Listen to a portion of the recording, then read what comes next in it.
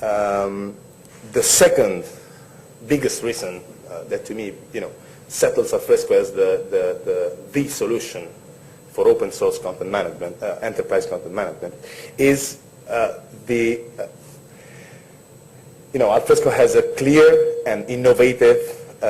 technological strategy. So based on this best-of-breed repository, Alfresco has pushed a strategy which can be resumed as integrate over impose, meaning differently from many other vendors, which when you buy, for example, SharePoint, you will get in-house all the Microsoft servers and all the complete infrastructure. Alfresco tries to be as zero footprint as possible in introducing it in your enterprise, meaning based on the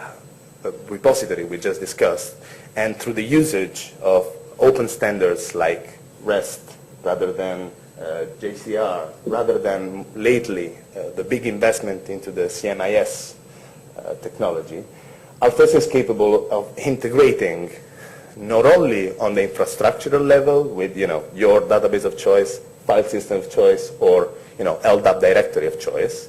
but also on the applications point of view, rather than requiring a whole new set of application to be developed around Alfresco. It's very likely that when you introduce it in your company, it will already integrate with what you get there. And based on open best-of-breed technologies like Spring, Hibernate, and Lucene, which are one of the most well-known framework in the J2E world, Alfresco is capable of delivering a number of developer-oriented interfaces, like the one we mentioned based on open standards, as well as a number of simplified and standard user interfaces, like Share, that we will see better in the next product update session, rather than the document management interface and the integration with Shared Drive and Microsoft Office protocols, rather than a custom application that you may want to build on it based on one of those open standards. It's not really into this slide, but I'm going to leave you with this last, probably more easy to read slide on the whole, that provides us another view on the whole Alfresco architecture. And as you see, we have some vertical components or technologies which have been actually the enablers for such a modular architecture that Alfresco has. Definitely we mentioned Spring for the repository layer, which is actually the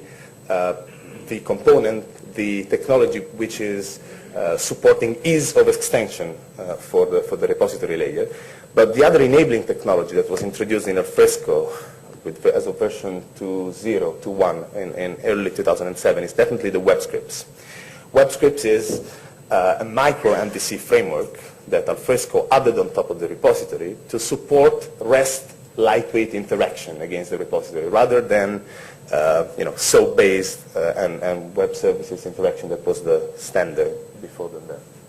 And WebScript is actually what really enabled a full REST support. It's the base for the CMIS standard that we're building on top of Alfresco. Is powering the interfaces like Share, and is definitely the core component for the Surf presentation framework that Alfresco is delivering. So keeping in mind these two vertical components that you probably will hear mentioned quite a lot in the next presentations and my product update, I think we can see how the core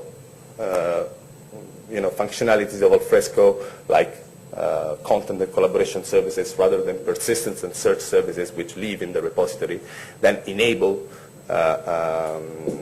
remote collaboration like Share, website, or portal, rather than accesses for non-Alfresco trained users through virtual file services like the SIPS interface that Bill mentioned before. So I'm about done. So if if you have any questions, but maybe we can,